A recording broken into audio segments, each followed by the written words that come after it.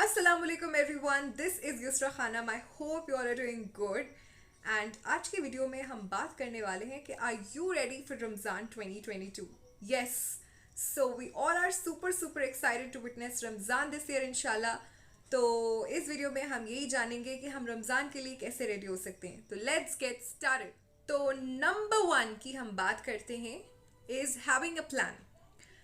Having a plan का क्या मतलब होता है कि हम प्लान करें रमज़ान के लिए। जैसे हम बहुत सारी चीज़ों के लिए जब हम कहीं ट्रिप पे जाते हैं या हम कोई पार्टी थ्रो कर रहे होते हैं तो हम प्लान करते हैं। तो जब हम रमज़ान की प्लानिंग करेंगे गुड और प्योर इंटेंशंस के साथ, तो इससे अच्छी कोई बात हो ही नहीं सकती।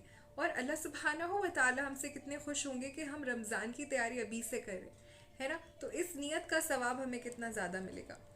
तो इन रमज़ान की तैयारी के लिए हम बहुत सारी चीज़ें कर सकते हैं। जैसे कि लोग अपने होम डेकोर की सोचते हैं कि हम क्या करेंगे रमज़ान में, हम ऐसा करेंगे, हम रमज़ान में इफ्तार में ये बनाएंगे, हम सहरी में ये करेंगे। तो ये सारी प्लानिंग्स भी हम कर सकते हैं कि जो दुनिया की चीज़ें होती हैं जो हम रमज़ान में फोकस करते हैं वो भी अच्छी बात है। पर रमज़ान जिस मेन रीज़न से आ रहा है कि हम अपने हार्ट को प्योरीफाई करें, हम अपनी इंटेंशंस को प्योरीफाई करें, हम अपनी सोल को कनेक्ट करें अल्लाह से, वो मेन हमारा फोकस होना चाहिए। तो अगर मैं अपनी बात करूं कि मैंने क्या प्लानिंग करना स्टार्ट करी है रमज़ान के लिए, तो मैंने सिंपल ही, कुछ ज़्यादा नहीं किया है। व्हाट आई डिड इज़ कि जो भी मैं काम करती हूँ, कि जो भी मैं अपने रोज़मर्रा के काम करती हूँ वो मैंने ऐसा कर लिया है कि मैंने उसका जो टाइमिंग है वो नमाज के टाइम के अकॉर्डिंग कर लिया है कि फ़जर से ज़ोहर के दरमियान मुझे ये करना है, ज़ोहर से असर तक मुझे ये करना है, मगरिब से इशा के बीच में मुझे ये करना है। तो ऐसा करा है मैंने। अच्छा, इससे मुझे क्या इम्पैक्ट लगा अपनी लाइफ में कि मेरे वक्त में बड़ी बरकत हो गई है। पहले मैं घड़ी देखती थी यूँ और मैं कहती थी 5 बज गए, इतनी जल्दी वक्त। अच्छा, इन सब के बीच में जैसे जो भी होता है, मेरे सारे काम शामिल होते हैं कि मुझे काम करना है, मुझे अपना आराम भी करना है, जो भी मुझे काम करने हैं।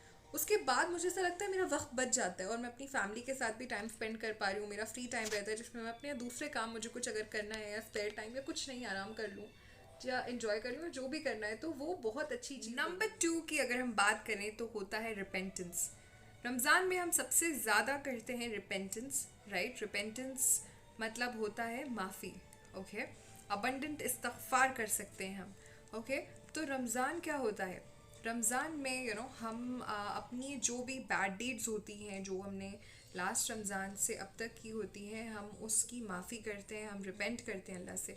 तो उसके लिए हम अभी से स्टार्ट क्यों ना करें। जब हम अभी से स्टार्ट करेंगे तो उससे क्या होगा कि हम बहुत हैबिचुअल हो जाएंगे हम उस चीज़ के लिए, राइट। तो अभी से इस्तगफार अपना स्टार्ट करें, which is improving focus in our prayer, fixing our सलाह, ठीक है। तो अभी जो हम नमाज़ पढ़ रहे होते हैं, और हम नमाज़ तो पढ़ते हैं अल्हम्दुलिल्लाह, बट हम क्या करते हैं, हम भाग भाग कर पढ़ते हैं, जल्दी जल्दी पढ़ते हैं। तो हमें अपनी नमाज़ों को इंशाल्लाह सुधार। Number four is praying the सुन्ना प्रेयर्स। अभी हम क्या करते हैं, हम नमाज़ पढ़ते हैं, अभी हमें नमाज़ सुधारनी है और साथ में हमें सुन्नतें जो हैं वो भी पूरी करनी। अभी हम क्या करते हैं कि हमने जल्दी जल्दी नमाज़ पढ़ी, बस फ़र्ज़ नमाज़ पढ़ी और हम भाग गए, राइट। होता है, बहुत बार ऐसा होता है हम सबके साथ। पर अब नहीं, अब हमें इंशाल्लाह सुन्नतों पर भी ध्यान देना है। तो उसकी तैयारी भी हम शाबान से करेंगे इंशाल्लाह, कि हम सुन्नतें भी पढ़ेंगे और बहुत आराम से और इत्मीनान से पढ़ेंगे। हम जानेंगे क्या सही तरीका होता है नमाज़ पढ़ने का और उस अकॉर्डिंग पढ़ेंगे। Number five is reading Quran.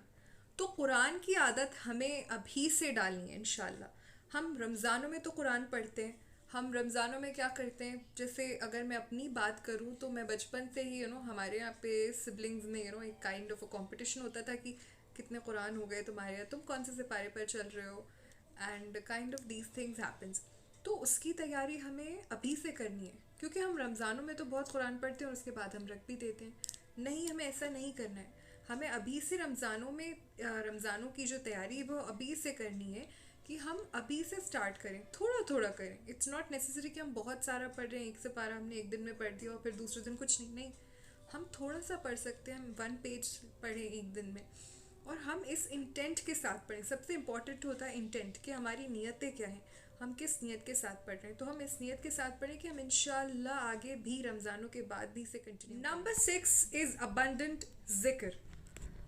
रमज़ानों में हम ज़िक्र करते हैं, जैसे कि हम इस्तग़फ़ार का ज़िक्र करते हैं, हम कलमा पढ़ते हैं, हम बहुत सारी दूसरी दुआएं हैं जो पढ़ते हैं, दुरूद शरीफ पढ़ते हैं।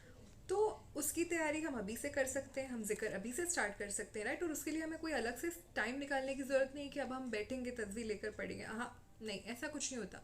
हम जो काम कर रहे हैं उसके साथ साथ जिक्र कर सकते हैं इंशाल्लाह। तो ये बहुत अच्छी हैबिट बन जाएगी। रमज़ानों में बहुत आसानी हो जाएगी कि हम अपने काम के साथ साथ जिक्र भी कर रहे हैं अल्हम्दुलिल्लाह, कि हमारा काम भी हो रहा है, साथ में जो हमारी ज़बान है वो अल्लाह की याद में तर है। तो उससे अच्छी बात तो कुछ नहीं हो सकती ना। तो हम कैसे कर सकते हैं कि हम मॉर्निंग और इवनिंग अस्कार्स होते हैं, हम उनके साथ स्टार्ट कर सकते हैं।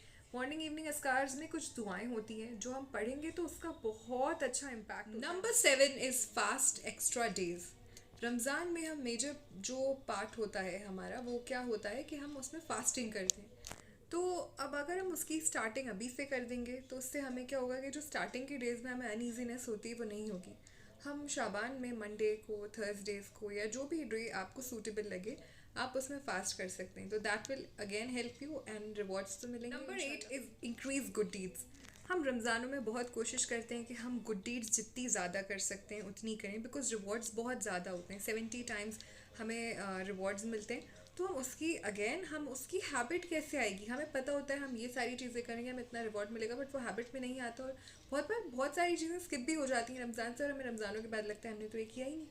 तो हम उसकी हैबिट बनाएंगे अभी से। हम गुड डीड्स, बहुत छोटी छोटी गुड डीड्स होती हैं जिसकी हैबिट हम अभी से डालेंगे तो रमज़ान में हमारे लिए बहुत बेनिफिशियल हो जाएगा। Number 9 is struggling against your ego. Yes, ये एक बहुत इंपॉर्टेंट चीज़ है कि हम अपनी ईगोज़ पर काम करें, जो कि हमारे लिए बहुत प्रॉब्लमेटिक होता है ये। तो हम इस पर भी ध्यान देंगे इंशाल्लाह कि हम अपनी ईगोज़ पर काम करें और रमज़ान से पहले अपने आप को एक बेहतर इंसान, एक बेहतर ह्यूमन बीइंग के फॉर्म में तब्दील करने की कोशिश करें। Is give more charity. बेशक हम रमज़ान में बहुत चैरिटेबल काम करते हैं, हम चैरिटी बहुत देते हैं क्योंकि रिवॉर्ड ज़्यादा होता है, पर हम उसकी शुरुआत अभी से करेंगे इंशाल्लाह।